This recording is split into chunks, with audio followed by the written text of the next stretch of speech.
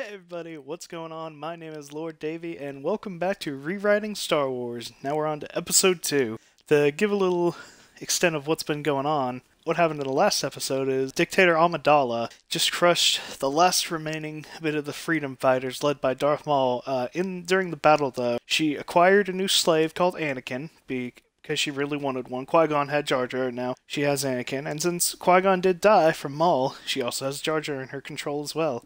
So yeah, now let's fast forward a few years and see where the story takes us.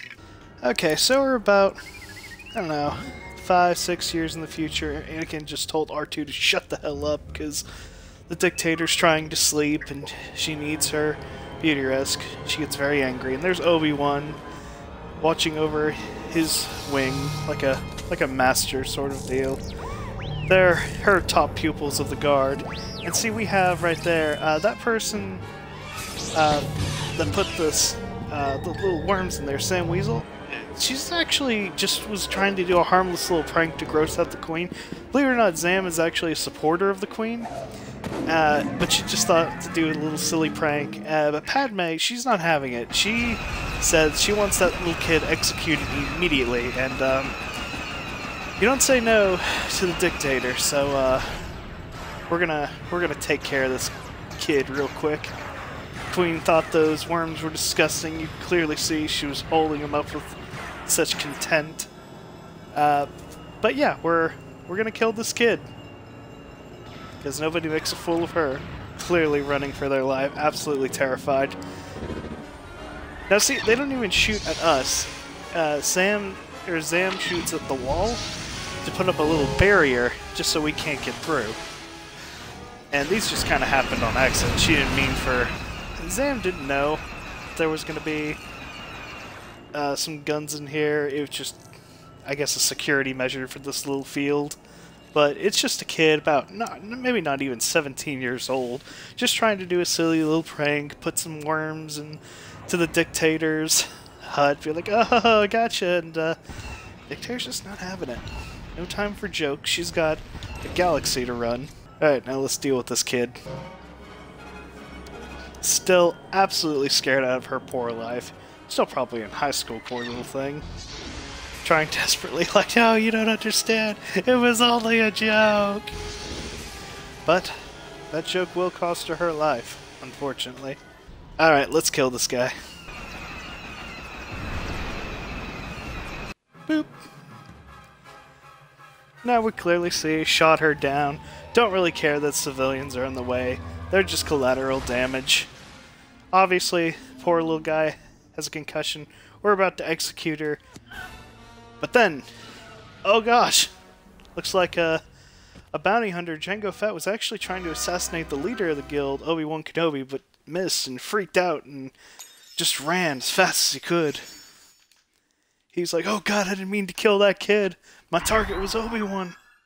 And then Obi-Wan, he didn't care. He just was like, oh, look, check out this little hook thing. We were going to kill that kid anyway, so he just kind of did us a favor. But I'm going to track him down and kill him.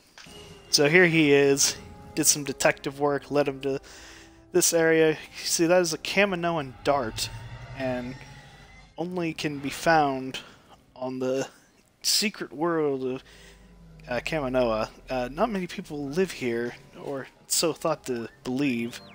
There's only a handful of Kaminoans left, so they're not really...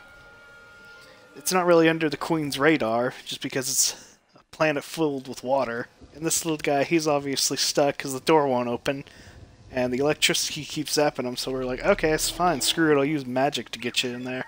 So we're going to have a little talk and try and find more about this would-be bounty hunter. How dare he try and strike the leader of the guild of assassins. That's... Such disrespect will not be tolerated. So we're like, hey, we found this weapon, and this points directly at you guys, so you got some explaining to do, or I'm going to kill you.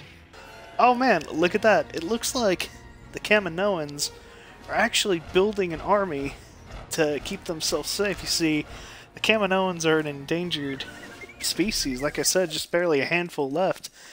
And they decided to build an army.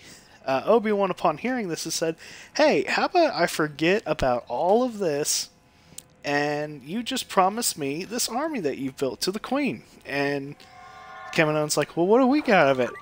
And he just said, oh, you know, your life. If you don't serve me, I will kill you. And every last Kaminoan there is. It's like, okay, fine, fine, fine. You can have the army. Just spare our people, please. So we find him. He's just running for dear life.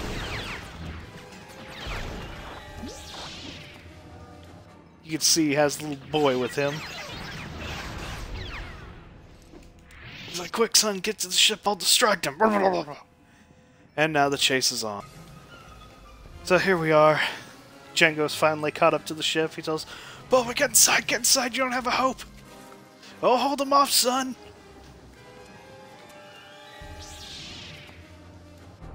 And you see Obi-Wan let out quite a little smirk. He is ready for a fight. He hasn't had a good one in years, and he is dying for it.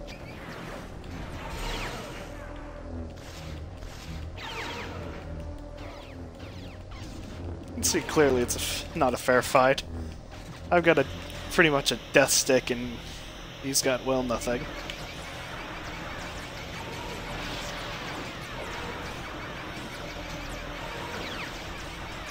Child's play.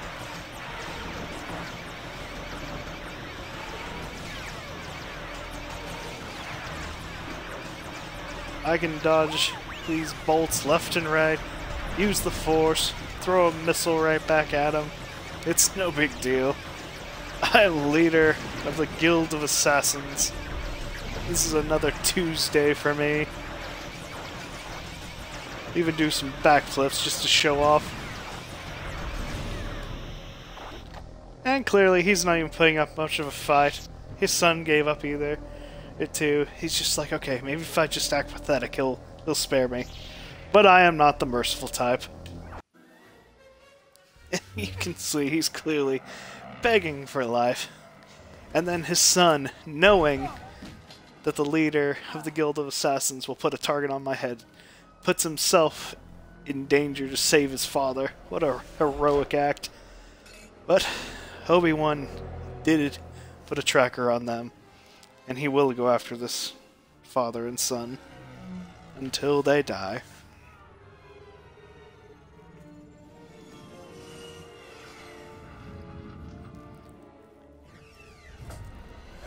So we'll see where this leads us. Spoiler alert, it's actually the home base of the new and improved Freedom Fighters. Yes, a new contingency has appeared. It is on this planet. So we'll see where Obi-Wan goes from here. So he makes a phone call saying, oh, hey, Guild of Assassins, I just found out this hideout, and it's the base of the Freedom Fighter, so bring everyone we got. Oh, and Master Yoda, go to Kamino and get the new army I just blackmailed into getting. And then here's Anakin and Padme on a Force date. Anakin has no say in the matter. Padme just said, hey, you're my boyfriend now, and poor Anakin just is along for the ride. This is his life now, to just please the Queen as is. And then he just shared what was going on with him. He was like, hey, I need help on this planet, and it's the Freedom Fighters base.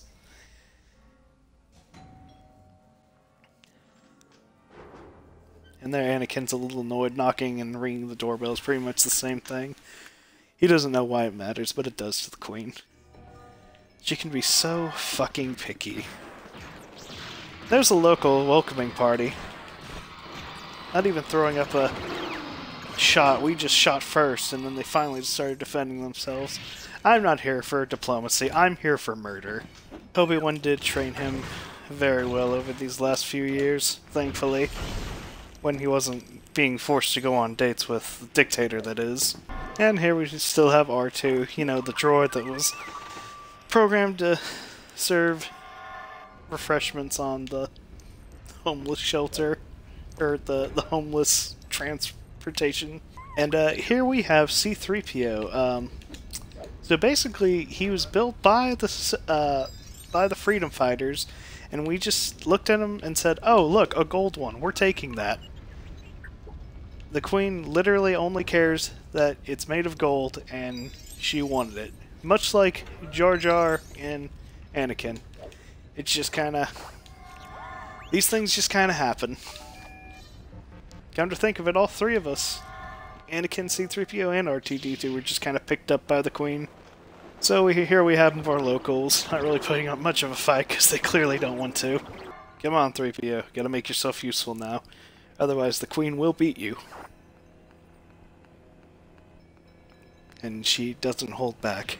So at this point now, all we're pretty much trying to do is get the leader of the Guild of Assassins, because he is one of the most, if not the most, powerful member that we have.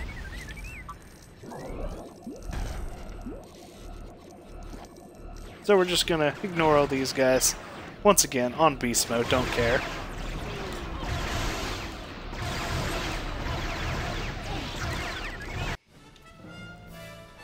So like, hey guys, remember all those people you just ignored? Well, you should have killed them, and now there's also backup, so we're even more doubly screwed. So thankfully, the Freedom Fighters actually did manage to catch Anakin, Obi-Wan, and Padme, which is amazing. They have the two toughest warriors under the Amidala's command, and Amidala herself. Truly is a great day for the Resistance. I mean, for the Freedom Fighters. So here we are. There are prisoners up there, but we're not above giving them a show, so we'll give them a little bit of droids doing forms and whatnot, saluting them out of respect. But alas, treachery. The Guild of Assassins have arrived to free their queen and their two strongest warriors. Of course, these are very powerful people that they have hostage, so they won't let them go without a fight. But unfortunately, we're going to go with a fight. And naturally, the queen is pissed, and she wants to take out her frustrations. Here we go.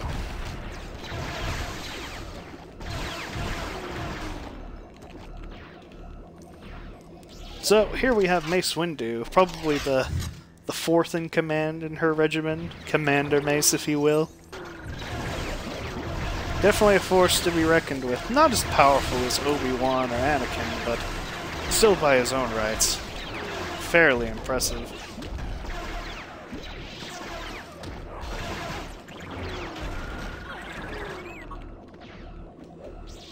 There we have the leader as well now. So they're trying to get out reinforcements. There's some commanders that we're just going to take out with ease. Look, there's so much destruction, the guild doesn't even know what the hell to do. And even more reinforcements will be sent, but to no avail. Padme is, despite her dainty look, she is also a born warrior. Perhaps even more powerful than Obi-Wan, who's to say? I mean, hell, for fun, she just slaps around her enemies. Not even shoot them, just bam, right in the kisser. So there is also, forgot to mention, that good fellow in the cape is Count Dooku, who is now the new leader of the Freedom Fighters. And he just told his bounty hunter, Jango, to get some work done. But going up against the Queen is no easy task.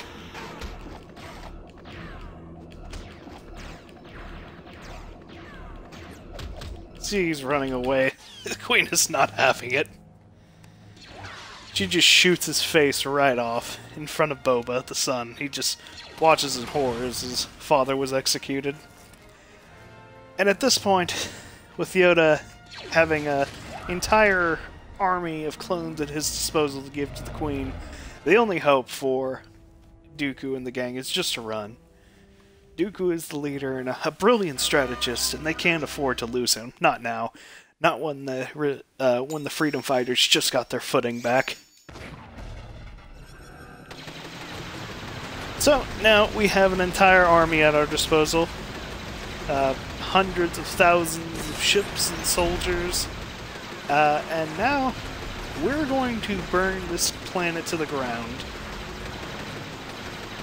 By the Queen's orders, this is just going to be a big pile of ash when it's done. This planet isn't going to be clay or mud or sand. It's just going to be ash and blood by the end. So now not only does the Queen have the Guild of Assassins by her beck and call, she now has the entire full might of the Kaminoan army. A very dark day for the galaxy indeed. The Queen has just become even more powerful than we can possibly imagine. The Queen's best gambit is to crush these freedom fighters before they can start again. Try and shake out every last sliver of hope she can. There we are. And right there, that's our main power source for the freedom fighters. If we take that out, we basically destroy all hope of building a base on this planet. Which is exactly what the Queen wants. And which is exactly what the Dictator Amidala is going to get. And here they are, putting up their last little bit of resistance. But it's pointless. There's just no winning against this Queen. And there you have it. All hope is lost for this planet. They just destroyed the one thing holding it all together, the power reserves. And there's Dooku, fleeing for his life. Everything's just going up in smoke all around him. All his plans are just going right down the drain. So, last thing only Dooku can think of is just try and escape with his life, salvage what very little he can left. We were sent on a special task, signed by Amidala herself, to exterminate them. Dooku in particular. She will not stand such insubordination. Now for confrontation. Dooku is an honorable man, and he does agree to a fight. But there he is, using a force field. He doesn't even want to personally get his hands dirty. He'd rather throw things at them than cut them with a saber. Instead of dealing such excruciating pain, rather put him out quickly. Kind of honorable if you think about it. But we'll just throw it right back at him. We don't care. Here's Obi-Wan going in for the kill. Dooku blocking him away with ease. Disarming Anakin, not killing him. He has every right to kill him, but he won't. And he has every opportunity to, but he won't. And here's the third highest ranking member, Master Yoda of the guild. But he's a little special. He's a little ketamine frog.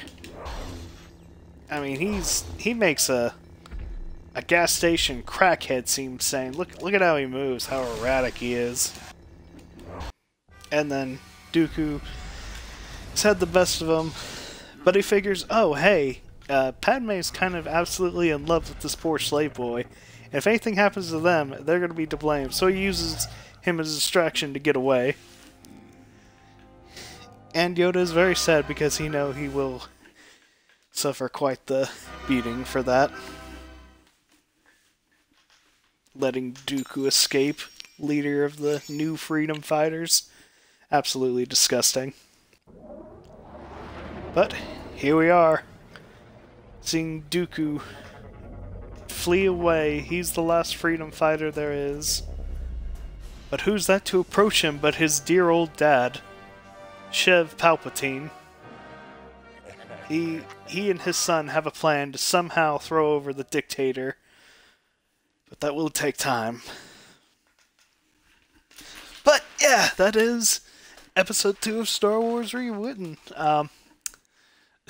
This is stupid. But yeah, thank you guys so much for watching, and have a lovely night. feel free to like, share, subscribe, all that stuff. Yeah. Bye.